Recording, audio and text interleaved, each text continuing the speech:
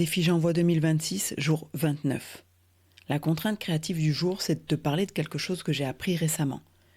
Et aujourd'hui, j'ai eu envie de te parler d'un apprentissage qui m'a un peu remué, pas parce que c'était quelque chose de complexe, mais au contraire parce qu'il est déconcertant de simplicité. Pendant longtemps, très longtemps, j'ai cru que l'abondance, qu'elle soit financière ou matérielle, était directement proportionnelle à la quantité de travail fourni. Plus je travaille, plus je mérite, plus je m'investis, plus je devrais recevoir. Et puis j'ai réalisé que cette équation-là n'était pas aussi universelle que je le pensais. Aujourd'hui, je ne vais pas te donner une méthode pour gagner plus d'argent, je ne vais pas te parler d'investissement, de stratégie ou de comment travailler encore plus. Je vais te parler d'une croyance, de ce qu'elle m'a apporté et surtout de ce qu'elle m'a coûté. Et je vais le faire en m'appuyant sur mes triple R et les utiliser comme filtre. Pour rappel, la vie triple R, c'est une vie qui me ressemble, me ressource et me respecte. Si cette croyance, elle est encore active chez toi, qu'il faut travailler dur pour mériter l'abondance, même si c'est en arrière-plan, je te propose de rester avec moi jusqu'au bout. Allez, bonne écoute. Bienvenue dans Empowercast. Pendant tout le mois de janvier, j'ai décidé de relever le défi J'envoie, proposé par l'Académie du podcast. Il s'agit de publier un épisode par jour, tous les jours, en tenant compte d'une contrainte créative ou narrative imposée. Pour l'occasion, Empowercast s'est paré d'un nouveau générique et j'espère que tu l'apprécieras et que tu t'amuseras autant que moi à écouter chacune de ces capsules. Pour info, tu pourras retrouver tous les participants à ce challenge grâce au hashtag J'envoie 2026 sur les réseaux sociaux.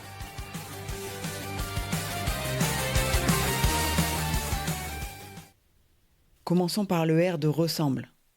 Et c'est pas un hasard si on commence par là. Parce que cette croyance, l'abondance est liée au travail, je ne l'ai pas choisie consciemment, je l'ai intégrée. Elle faisait partie du décor, elle allait de soi. Travailler dur, faire des efforts, ne pas compter ses heures, mériter ce qu'on reçoit. C'était non seulement valorisé, mais profondément associé à une forme de droiture morale. Et longtemps, cette croyance, elle m'a ressemblé. Elle collait à mon identité. Quelqu'un de sérieux, engagé, fiable, responsable. Le problème, ce n'est pas le travail. Le problème, c'est quand une croyance devient une définition de soi. À force, je ne me demandais plus est-ce que ce que je fais est juste pour moi, mais plutôt est-ce que j'en fais assez ? Et tant que je répondais oui à cette question-là, tout allait bien, même si le corps fatiguait, même si l'élan diminuait. Le jour où j'ai commencé à sentir un décalage, ce n'était pas financier, c'était identitaire. Quelque chose en moi ne se reconnaissait plus complètement dans cette équation-là. Et c'est là que j'ai compris une chose essentielle, quand une croyance ne nous ressemble plus, continuer à la suivre devient une forme de trahison silencieuse. Maintenant parlons du R de ressources. Parce que cette croyance ne se contente pas de façonner l'identité, elle agit directement sur l'énergie. L'idée que l'abondance est liée au travail crée un glissement subtil mais constant. On finit par croire que se reposer, ralentir ou lever le pied mettrait en danger ce qu'on a construit. Alors on compense. On ajoute 1 heure de plus. On dit oui quand on sent déjà le non. On continue même quand l'élan n'est plus là. Et le paradoxe, c'est que cette croyance est censée nous sécuriser. Travailler plus pour être tranquille. Mais dans les faits, elle entretient une tension permanente, une forme de vigilance intérieure. Est-ce que j'en fais assez pour mériter ce qui m'arrive ? Avec le temps, j'ai observé quelque chose d'assez clair. Les moments où je me sentais le plus à l'étroit n'étaient pas ceux où je manquais. C'étaient ceux où je m'épuisais à maintenir une équation devenue rigide. Cette croyance, elle ne ressource pas, elle consomme. Elle consomme de l'énergie mentale, elle consomme de la disponibilité émotionnelle et parfois même, elle consomme le plaisir de ce qui est pourtant déjà là. Le jour où j'ai commencé à desserrer cette croyance, il ne s'est rien passé d'extraordinaire à l'extérieur. En revanche, à l'intérieur, quelque chose s'est détendu, comme si je pouvais enfin respirer sans avoir à justifier ma place. Et c'est là que j'ai compris que l'abondance n'est pas seulement une question de quantité, c'est aussi une question de qualité d'énergie avec laquelle on vit ce que l'on a déjà. Le 3e R, c'est respecte. Et c'est sans doute là que cette croyance m'est apparue le plus clairement problématique. Parce qu'à partir du moment où tu crois que l'abondance est conditionnée au travail, il devient très difficile d'écouter tes limites sans culpabilité.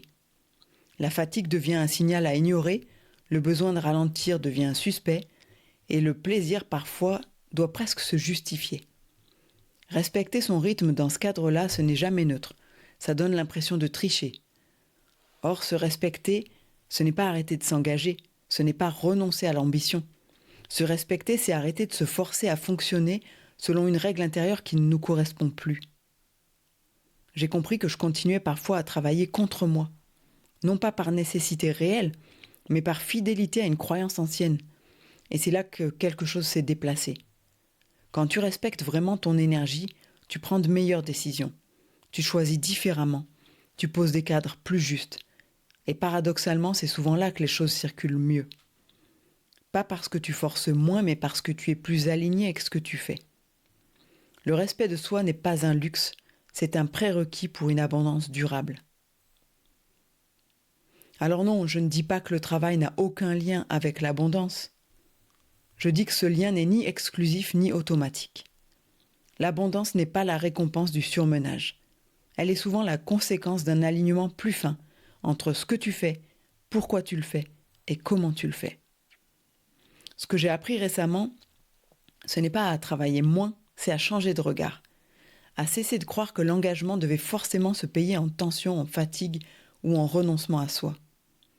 Et si aujourd'hui tu sens que certaines croyances te tiennent encore, qu'elles orientent tes décisions sans que tu les aies vraiment choisies, alors peut-être que le travail à faire n'est pas stratégique, mais intérieur. C'est exactement ce que je propose dans les grands ateliers élévation. Des espaces pour questionner ses automatismes, faire évoluer son mindset et remettre de la conscience là où l'on fonctionnait par réflexe. Si tu as envie d'aller plus loin que la simple prise de conscience et d'opérer de vrais déplacements intérieurs, les grands ateliers élévation sont là pour ça. C'est un abonnement mensuel sans engagement. Tu trouveras le lien dans les notes du podcast. Le prochain atelier aura lieu le 20 février. Rejoins-nous. En attendant, je te laisse avec cette question. Quelle croyance es-tu prêt à faire évoluer pour te rapprocher d'une vie qui te ressemble, te ressource et te respecte ? Je te retrouve demain pour un nouveau défi et d'ici là, n'oublie pas, keep shining. Merci d'avoir écouté cet épisode jusqu'au bout.